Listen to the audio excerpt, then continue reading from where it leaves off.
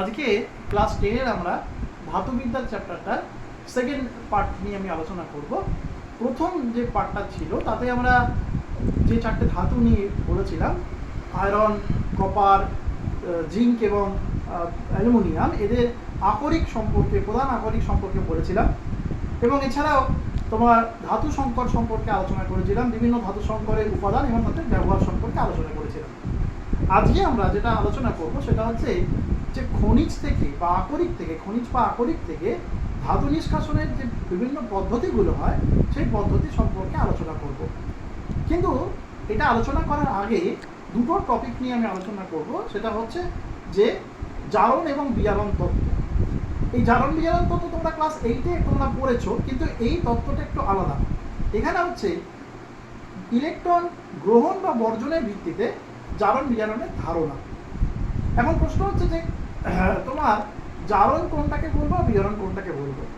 দেখো, যে বিভিন্ন রাসায়নিক বিক্রিয়াতে কি হয়, কিছু পরমাণু বা আয়ন এক বা একাধিক ইলেকট্রন তারা গ্রহণ করে অথবা এক বা একাধিক ইলেকট্রন বর্জন করে। এই ইলেকট্রন গ্রহণ যখন করবে তখন সেটাকে আমরা বলবো বিজারণ, আর ইলেকট্রন বর্জন যখন করবে তখন সেটাকে আমরা বলবো হচ্ছে জারণ। আমরা ডিটেলসে বোর্ডে লিখেছি, সেটা আমি আলোচনা করছি। যে জারণ হচ্ছে যে সমস্ত রাসায়নিক বিক্রিয়ায় এক বা একাধিক পরমাণু বা আয়ন, এরা বা কোনো পরমাণু বা আয়ন এক বা একাধিক ইলেকট্রনকে বর্জন করে, তাদেরকে আমরা বলি, সেই সমস্ত রাসায়নিক বিক্রিয়াকে বলা হয় জারণ। অর্থাৎ কোনো পরমাণুর যদি ইলেকট্রন সংখ্যা বা কোনো আয়নের যদি ইলেকট্রন সংখ্যা কমে যায় তাহলে বলতে হবে তার জারণ ঘটেছে, অর্থাৎ সেটি জারিত হয়েছে। দেখো বোর্ডে লেখা আছে যে যে রাসায়নিক বিক্রিয়ায় কোনো পরমাণু বা আয়ন এক বা একাধিক ইলেকট্রন বর্জন করে তাকে আয়ন বলে। এর সঙ্গে আরেকটা যেটা যোগ করলাম, যে কোনো রাসায়নিক বিক্রিয়া যদি পরমাণু বা আয়নের ইলেকট্রন সংখ্যা কমে যায় তাহলে বুঝতে হবে তার জারণ ঘটেছে, অর্থাৎ সেটি জারিত হয়েছে। উদাহরণ হিসেবে দেখো, যেটা বলছি, Na সোডিয়াম পরমাণু যদি একটা ইলেকট্রন বর্জন করে দেয়, এটা হবে Na+, এক্ষেত্রে এটা হলো জারণ, কারণ ইলেকট্রনকে বর্জন করছে। ক্যালসিয়াম যদি কি হয়, দুটো ইলেকট্রনকে বর্জন করে হলো Ca2+, এটা হচ্ছে ওর জারণ ঘটেছে। আবার অন্যদিকে ক্লোরিন মাইনাস আয়ন একটা ইলেকট্রনকে বর্জন করলে সেটা হবে একটা ক্লোরিন পরমাণু, এটাও কিন্তু এক ধরনের জারণ। অর্থাৎ ইলেকট্রনকে তোমার বর্জন করলেই সেটা হবে জারণ। এই হচ্ছে ঘটনা। তাহলে বিজারণ কি? বিজারণ ঠিক তাহলে উল্টো ঘটনাটা। অর্থাৎ কোনো রাসায়নিক বিক্রিয়ায় কোনো পরমাণু বা আয়ন যদি এক বা একাধিক ইলেকট্রন গ্রহণ করে তখন সেই বিক্রিয়াটাকে আমরা বলি হচ্ছে বিজারণ বিক্রিয়া। অর্থাৎ কোনো রাসায়নিক বিক্রিয়া যদি কোনো পরমাণু বা আয়নে ইলেকট্রন সংখ্যা বৃদ্ধি পায় তাহলে বুঝতে হবে সেক্ষেত্রে সেটা তার বিজারণ ঘটেছে, অর্থাৎ সেটি বিজারিত হয়েছে। দেখো, যে রাসায়নিক বিক্রিয়ায় কোনো পরমাণু বা আয়ন এক বা একাধিক ইলেকট্রন গ্রহণ করে তাকে বিজারণ বলা হয়। যেমন সোডিয়াম আয়ন Na+, ও যদি একটা ইলেকট্রন গ্রহণ করে এটা হয়ে গেল Na, সোডিয়াম। ক্যালসিয়াম Ca2+, ও যদি দুটো ইলেকট্রন গ্রহণ করে সেটা হয়ে গেল ক্যালসিয়াম। ক্লোরিন যদি একটা ইলেকট্রন গ্রহণ করে হলো Cl-, এটা সবকটাই কিন্তু হচ্ছে বিজারণ বিক্রিয়া। দেখে নিয়েছো? এবার তোমাদের প্রশ্ন হতে পারে যে এই কনসেপ্টটা দিলাম কেন? এই কনসেপ্টটা দেওয়ার কারণটা হচ্ছে, একটা জিনিস ভালো করে বোঝো। আমরা বলেছি যে এই ভিডিওটাতে আমরা মূলত ধাতু নিষ্কাশনের পদ্ধতি আলোচনা করব। ধাতুর আকরিক যখন তৈরি হয় তখন কি হয়, এখানে একটা রাসায়নিক বিক্রিয়া ঘটে। তোমরা জানো যে যে ধাতুগুলো আছে আমাদের প্রকৃতিতে তারা হচ্ছে ইলেকট্রোপজিটিভ, অর্থাৎ ইলেকট্রোপজিটিভ মানে তারা ইলেকট্রনকে বর্জন করতে পারে। এবার এরা ইলেকট্রনকে যখন বর্জন করে তখন এটা ধনাত্মক আয়নে অর্থাৎ ক্যাটায়নে পরিণত হয়। আর অধাতব মৌল বা মূলকগুলো ওই ইলেকট্রনটাকে গ্রহণ করে অ্যানায়নে পরিণত হয় এবং তারপরে ওই ক্যাটায়ন এবং অ্যানায়ন পরস্পর যুক্ত হয়ে যৌগ গঠন করে, যেটাকে আমরা আকরিক বলছি। এবার ওই আকরিক থেকে যখন ধাতুকে মুক্ত করতে হবে, আকরিকের মধ্যে কিন্তু ধাতুটা আয়ন অবস্থায় থাকে, কিন্তু তাকে যখন মুক্ত করতে হবে, আমাকে ধাতু রূপে মুক্ত করতে হবে, তখন কিন্তু তাকে সেই আয়নটাকে ইলেকট্রন দিতে হবে, অর্থাৎ সেই আয়নটা ইলেকট্রন গ্রহণ করবে। ইলেকট্রন গ্রহণ করলে সেটা তোমার মৌল বা ধাতু রূপে মুক্ত হবে। অর্থাৎ তার মানে জেনে রাখো, যে কোনো ধাতু নিষ্কাশনই হচ্ছে এক ধরনের বিজারণ প্রক্রিয়া, কারণ এখানে সেই আয়নটা অর্থাৎ ক্যাটায়নটা, ধাতু তো ক্যাটায়ন হিসেবে থাকে, সেই ক্যাটায়নটা ইলেকট্রনকে গ্রহণ করবে, ইলেকট্রন গ্রহণ করা মানে সেটা বিজারণ ঘটছে। অর্থাৎ ইলেকট্রনকে সে গ্রহণ করছে, গ্রহণ করে সে ধাতব মৌলে পরিণত হচ্ছে বা ধাতুতে পরিণত হচ্ছে এবং সেখান থেকে সেটা উন্মুক্ত হয়ে আসছে। তাহলে মনে রাখতে হবে একটা কথা, সেটা হচ্ছে যে ধাতু নিষ্কাশন এক ধরনের বিজারণ প্রক্রিয়া। এটা প্রথম কথা। দ্বিতীয় কথা হচ্ছে, আরেকটা কথা বলা আছে, সেটা হচ্ছে যে এখানে মনে রাখবে একটা কথা, তড়িৎ রাসায়নিক শ্রেণী বলে একটা শ্রেণী আছে, আমরা এক্ষুনি বোর্ডে লিখবো। অর্থাৎ যারা বা যে সমস্ত ধাতু খুব সহজে ইলেকট্রনকে গ্রহণ করতে পারে তারা হচ্ছে বেশি পরিমাণে সক্রিয়, অর্থাৎ তারা হচ্ছে বেশি ইলেকট্রোপজিটিভ। আবার যে সমস্ত ধাতু অত সহজে ইলেকট্রনকে গ্রহণ করতে পারে না তারা হচ্ছে অপেক্ষাকৃত কম সক্রিয় বা কম ইলেকট্রোপজিটিভ। তো মনে রাখবে একটা কথা, যে ধাতু বেশি সক্রিয় সেই ধাতু কিন্তু অপেক্ষাকৃত কম সক্রিয় ধাতুর যৌগ থেকে সেই ধাতুকে প্রতিস্থাপিত করতে পারে। আমি কথাটা আবার বলছি, যে ধাতু বেশি সক্রিয় রাসায়নিকভাবে সেই অধিক সক্রিয় ধাতু সে তার থেকে অপেক্ষাকৃত কম সক্রিয় ধাতুর লবণ থেকে বা যৌগ থেকে সেই ধাতুকে প্রতিস্থাপিত করতে পারে। একটা উদাহরণ দিয়ে ব্যাপারটা বুঝিয়ে দিচ্ছি। কপার সালফেট দ্রবণ নাও, কপার সালফেট দ্রবণ, এটা বুঝলাম। কপার সালফেট দ্রবণ তুমি নাও একটা পাত্রের মধ্যে, CuSO4 কপার সালফেট। এবার একটা পাত্রে কপার সালফেট দ্রবণ নিয়ে তুমি তার মধ্যে একটা লোহার পেরেককে বা লোহার দণ্ডকে ডুবিয়ে রেখে দাও। ঘন্টা খানেক পরে দেখবে একটা অদ্ভুত রিয়াকশন তুমি লক্ষ্য করতে পারবে। সেটা হবে কি, এই লোহার দণ্ডকে যখনই ডোবাবে কপার সালফেট দ্রবণে, মনে রাখবে লোহাটা হচ্ছে কপারের থেকে অধিক সক্রিয়। যেহেতু লোহাটা কপারের থেকে অধিক সক্রিয়, তাই লোহা কি করবে, কপারকে তার যৌগ থেকে প্রতিস্থাপিত করতে পারবে। এটাই আমি তোদেরকে বলছিলাম। এটা হবে হচ্ছে CuSO4, সরি এটা হবে হচ্ছে FeSO4 প্লাস Cu, অর্থাৎ দ্রবণের মধ্যে কপার অবক্ষিপ্ত হবে। এই রিয়াকশনটা কিন্তু ভীষণ ইম্পর্টেন্ট রিয়াকশন। কোনো ধাতু তার থেকে অপেক্ষাকৃত কম সক্রিয় ধাতুকে তার লবণ থেকে বা তার যৌগ থেকে তাকে প্রতিস্থাপিত করতে পারে। এটা কিন্তু খুব গুরুত্বপূর্ণ একটা রিয়াকশনটা দেখে নাও। এটা কিন্তু পরীক্ষায় প্রশ্ন থাকতে পারে যে কপার সালফেট দ্রবণে একটা লোহার দণ্ড যোগ করা হলো, কি ঘটবে সমীকরণ সহ লেখো। তাহলে বলতে হবে কপার সালফেট দ্রবণে লোহার দণ্ড যোগ করলে লোহা যেহেতু কপার অপেক্ষা অধিক সক্রিয়, তাই লোহা বা আয়রন কপার সালফেট থেকে কপারকে প্রতিস্থাপিত করে অবক্ষিপ্ত করবে। ঠিক আছে, এবার আমরা তড়িৎ রাসায়নিক শ্রেণীটা একটু লিখবো, সেটা একটু খুব ইম্পর্টেন্ট, সেটা আমাদের দেখতে হবে। আচ্ছা দেখো, এটা হচ্ছে তড়িৎ রাসায়নিক শ্রেণী। এটা কিন্তু মুখস্থ রাখবে, এটা যতটা পারবে মুখস্থ রাখবে। এখানে একদম অধিক সক্রিয়, অপেক্ষাকৃত কম সক্রিয় আর কম সক্রিয় মৌলগুলো পরপর আমি লিখে রেখে দিয়েছি। ঠিক আছে, তো যারা অধিক সক্রিয় মৌল, ঠিক আছে, এরা কিন্তু তাদের থেকে কম সক্রিয় মৌলকে আগেই বলেছি যে তোমার প্রতিস্থাপিত করতে পারে এদের লবণ থেকে। দেখো যে উদাহরণটা দিলাম, দেখো এখানে দেখো আয়রন বসে আছে হচ্ছে কপারের থেকে অনেক ওপরে, সেই কারণে আয়রন কি করবে, তার লবণ কপারের লবণ থেকে কপারকে কিন্তু প্রতিস্থাপিত করতে পেরেছে, কিন্তু উল্টোটা কখনো হবে না, এটা মাথায় রাখবে।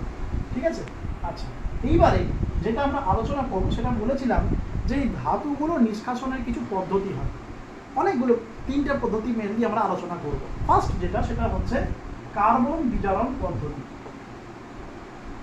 কার্বন বিজারণ পদ্ধতি। দেখো এই কার্বন বিজারণ পদ্ধতিতে আগে প্রথমে জানতে হবে কোন কোন ধাতুগুলোকে নিষ্কাশন করা যায়। এখানে কিন্তু অধিক সক্রিয় ধাতুগুলোকে নিষ্কাশন করা যায় না এই পদ্ধতিতে। তাহলে কাদের করা যায়, যেগুলো অপেক্ষাকৃত কম সক্রিয় ধাতু, যেমন হচ্ছে জিঙ্ক, আয়রন, তারপর হচ্ছে লেড, এদেরকে কি করা হয়, তোমার এই পদ্ধতিতে তাদের আকরিক থেকে নিষ্কাশন করা সম্ভব। তো এই পদ্ধতিটা কি সেটা একটু বলি। এই পদ্ধতিতে ধাতুর অক্সাইড প্রথমে তৈরি করতে হবে। যদি ধাতুর অক্সাইড রূপে তাদের আকরিক পাওয়া যায় তাহলে তো খুব ভালো, আর নইলে তাদেরকে বাতাসে পুড়িয়ে ধাতুর অক্সাইড প্রথমে তৈরি করতে হবে। তাহলে যে প্রথমে কি করলাম, বললাম যে ধাতুর অক্সাইড তৈরি করতে হবে। আমি আবার বলছি কথাটা, সব ধাতুর কিন্তু অক্সাইড আকরিক রূপে হয় না। যাদের অক্সাইড আকরিক রূপে হয় না তাদেরকে কিন্তু বাতাসে পুড়িয়ে প্রথমে তাদের অক্সাইড তৈরি করতে হবে। তারপর সেই অক্সাইডকে কোক বা কার্বন দ্বারা বিজারিত করতে হবে। বিজারিত করলে তোমার ধাতু উৎপন্ন হবে বা ধাতু নিষ্কাশিত হবে। যেমন একটা উদাহরণ দিচ্ছি, ZnO, জিঙ্ক অক্সাইড। এটা হচ্ছে জিঙ্কের একটা আকরিক, ZnO, জিঙ্কের একটা আকরিক। এই ZnO কে আমি যদি কোক বা কার্বন দ্বারা বিজারিত করি, আমার উৎপন্ন হবে হচ্ছে Zn+CO। এই যে কার্বন মনোক্সাইডটা উৎপন্ন হলো, এটাও কিন্তু বিচারক রূপে কাজ করবে। কেন না, এই পরের স্টেপে কি হতে পারে, এই ZnO+CO এটা আবার বিক্রিয়া করে উৎপন্ন করতে পারে Zn+CO2, মানে এটাও এক ধরনের বিজারক রূপে কাজ করছে। তো এটা হচ্ছে কার্বন বিজারণ পদ্ধতি একটা উদাহরণ হলো। আচ্ছা, আমি আবার বলছি, যে সমস্ত ক্ষেত্রে কিন্তু ধাতব অক্সাইড পাওয়া যায় না সরাসরি, তাদের কিন্তু বাতাসে পুড়িয়ে অক্সাইড তৈরি করতে হয়। এটা কিন্তু মাথায় রাখবে। যেমন আয়রন পাইরাইটিসকে বাতাসে পুড়িয়ে অক্সাইড তৈরি করতে হয়, তারপর কিন্তু এই কার্বন বিজারণ দ্বারা বিজারিত করে তোমার ধাতু নিষ্কাশন করতে হয় হলো। আর একটা কথা বলি, এই যে অধিক সক্রিয় ধাতুগুলো দেখতে পাচ্ছ, lithium, potassium, calcium, sodium, magnesium, aluminium, এরা হচ্ছে রাসায়নিকভাবে অধিক সক্রিয়। এদেরকে কিন্তু এই প্রক্রিয়ায় নিষ্কাশন করা যায় না। তার কারণটা হচ্ছে অক্সিজেনের প্রতি এই ধাতুগুলোর তীব্র আসক্তি আছে, ফলে সহজে কিন্তু এই কার্বন দ্বারা এদেরকে বিজারিত করা যাবে না এই প্রক্রিয়াতে। যার জন্য এই অধিক সক্রিয় ধাতুগুলোকে এই পদ্ধতিতে নিষ্কাশিত করা যায় না। তাহলে এটা হলো হচ্ছে কার্বন বিজারণ পদ্ধতি হলো। তাহলে প্রশ্ন আসতে পারে যে কার্বন বিজারণ পদ্ধতিটা আলোচনা করে সংক্ষেপে। আর একটা সংক্ষেপে প্রশ্ন আসতে পারে, সেটা হচ্ছে কার্বন বিজারণ পদ্ধতিতে কোন ধরনের ধাতুকে নিষ্কাশন করা যায়। তো সেটা বলতে হবে যারা রাসায়নিকভাবে অপেক্ষাকৃত কম সক্রিয়, যেমন হচ্ছে জিঙ্ক, আয়রন, লেড, এগুলো, এদেরকে নিষ্কাশন করা যায় এই পদ্ধতিতে। দেখে নাও, নেক্সট হচ্ছে, এটা 1 নম্বর পদ্ধতি। 2 নম্বর হচ্ছে থার্মিক পদ্ধতি। এইটা কিন্তু খুব ইম্পর্টেন্ট একটা পদ্ধতি, এটা কিন্তু খুব ইম্পর্টেন্ট পদ্ধতি। এই থার্মিক পদ্ধতিতে এটাও কিন্তু অপেক্ষাকৃত কম সক্রিয় ধাতুর ক্ষেত্রে কি হয়, এটা একটা অপেক্ষাকৃত কম সক্রিয় ধাতুর যে লবণ বা যৌগ, তার সাথে একটা অধিক সক্রিয় ধাতুকে মিশ্রিত করতে হবে বা অধিক সক্রিয় ধাতুকে বিজারিত করতে হবে।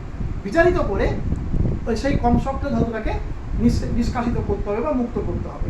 আমি আবার বলছি বিষয়টা এরকম যে থার্মিক পদ্ধতিতে কি হয়, যে যেটা অপেক্ষাকৃত কম সক্রিয় ধাতু, তার একটা যৌগকে নেওয়া হয় বা আকরিককে নেওয়া হয়, এবং সেই আকরিকের সাথে তার থেকে বেশি সক্রিয় ধাতু দ্বারা সেটাকে বিজারিত করানো হয়।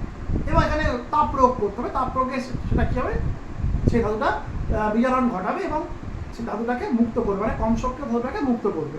এটাকে আমরা বলছি হচ্ছে তোমার থার্মিক পদ্ধতি।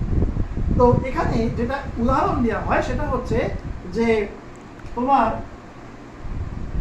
Fe2O3 আর অ্যালুমিনিয়াম। ভালো করে শোনো, একটা পাত্র নেওয়া হয়, আমি ইকুয়েশনটা লিখছি, পরে আমি বলছি। একটা পাত্র নেওয়া হয়, সেই পাত্রের মধ্যে কি করা হয়, এই আয়রনের যে অক্সাইডটা আছে, রেড হেমাটাইট, সেই রেড হেমাটাইটের সাথে অ্যালুমিনিয়ামকে বিজারক হিসেবে কাজ করানো হয়। এখানে দিয়ে কি করা হয়, একটা জ্বলন্ত ম্যাগনেসিয়াম ফিতাকে প্রবেশ করে দেওয়া হয়। জ্বলন্ত ম্যাগনেসিয়াম ফিতাকে প্রবেশ করলে প্রচুর টেম্পারেচার হবে, প্রায় 2000 ডিগ্রি সেন্টিগ্রেড। সেই 2000 ডিগ্রি সেন্টিগ্রেডে কি হবে, এই রেড হেমাটাইটের সাথে কি করবে, যে অ্যালুমিনিয়াম, রেড হেমাটাইট, দেখো অ্যালুমিনিয়াম তো এর উপরে আছে, আয়রনের উপরে আছে, তাহলে কি বলেছি যে অ্যালুমিনিয়াম কিন্তু আয়রনকে তার যৌগ থেকে প্রতিস্থাপিত করতে পারবে। অর্থাৎ অ্যালুমিনিয়াম কি করবে, এখানে বিজারক রূপে কাজ করবে। কি করবে না, অ্যালুমিনিয়াম এই রেড হেমাটাইট থেকে তার যৌগ থেকে আয়রনকে প্রতিস্থাপিত করে দেবে। প্রতিস্থাপিত করে যেটা উৎপন্ন হবে সেটা হচ্ছে Al2O3+2Fe। ঠিক আছে, এইটা হচ্ছে থার্মিক পদ্ধতি। মনে রাখবে, এই পদ্ধতিতে তোমার অ্যালুমিনিয়ামকে বিজারক হিসেবে ব্যবহার করা হয়। অ্যালুমিনিয়ামকে বিজারক হিসেবে ব্যবহার করা হয়। এই পদ্ধতি একটা ব্যবহার আছে। ব্যবহার কি, এটা হচ্ছে এই যে লোহা বেরোচ্ছে, এই লোহাটা গলিত লোহা বেরোবে। তুই লোহা কেন, লোহা, ক্রোমিয়াম, নিকেল, হ্যাঁ, এই পদ্ধতিতে এটাকে নিষ্কাশন করা যায় এই ধাতুগুলোকে। তো এখানে কি করা হয়, যে লোহার যে সমস্ত যন্ত্রাংশ ভেঙে গেছে জাহাজ মেরামতিতে বা লোহার যন্ত্রাংশ ভেঙে মেরামতিতে এই পদ্ধতির কাজে লাগিয়ে সেখানে কিন্তু জোর দেওয়া হয়, মানে জোড়া দেওয়া হয়। এটা ভালো করে একটু বুঝে নেবে। ঝালাইয়ের কাজে মোট কথা এটা ব্যবহার করা হয়, যে লোহা গলে গলে পড়বে ভাঙা অংশে, এই গলিত লোহা পড়ে সেটা ঠান্ডা হয়, এই ভাঙা অংশটা জুড়ে যাবে, এই হচ্ছে বিষয় আর কি, ঝাড়াইয়ের কাজে এটাকে মেনলি ব্যবহার করা হয়। তাহলে এটা হচ্ছে থার্মিক পদ্ধতি।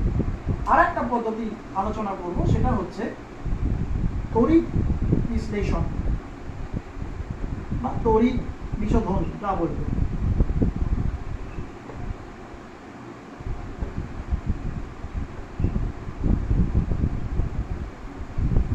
এই তড়িৎ বিশোধন পদ্ধতিতে যারা অধিক সক্রিয় ধাতু রয়েছে, এই অধিক সক্রিয় ধাতুগুলোকে কি করা হয়, এই তড়িৎ বিশোধন বা তড়িৎ বিশ্লেষণের মাধ্যমে তোমার নিষ্কাশিত করা হয় বা মুক্ত করা হয়। এটা সম্পর্কে তোমরা আগেই পড়েছো, তবু আর আমি তোমাদের একবার বলে দিই। সেটা হচ্ছে, একটা উদাহরণ দিয়ে দিচ্ছি, অ্যালুমিনা।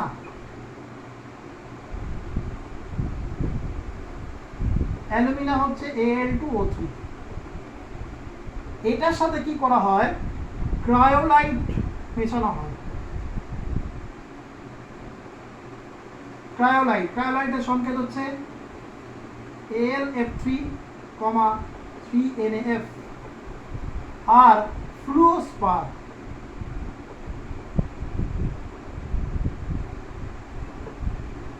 CaF2।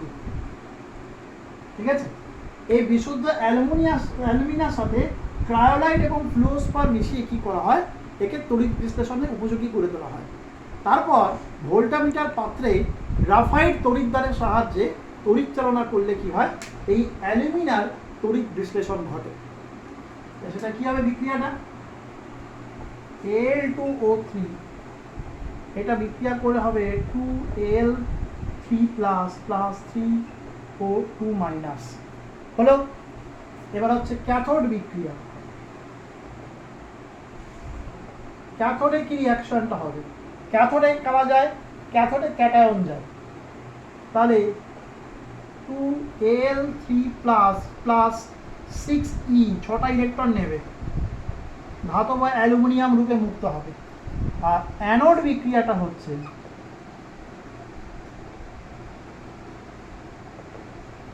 এই যে 3O2- এ 6টা ইলেকট্রনকে ত্যাগ করে দেবে। 3O + 3O = 3O2। দুটো 3O মিলে 3O2 অক্সিজেন গ্যাস হিসেবে বেরিয়ে চলে যাবে। ঠিক আছে, দেখে নাও পদ্ধতিগুলো। এই তিনটে পদ্ধতি আমাদের সিলেবাসের মধ্যে আছে। একটা হচ্ছে কার্বন বিজারণ পদ্ধতি, একটা হচ্ছে থার্মিক পদ্ধতি, একটা হচ্ছে তড়িৎ বিশ্লেষণ পদ্ধতি। কোনটা কোন ক্ষেত্রে ব্যবহার করা হয় এবং কী কারে ব্যবহার, সেটা সমস্তই আমি ভিডিওতে আলোচনা করেছি। এই ভিডিওটা দেখে নাও। ঠিক আছে, আজকে এইটুকুই থাকবে। নেক্সট দিনকে আমরা এর শেষ পাঠটুকু আলোচনা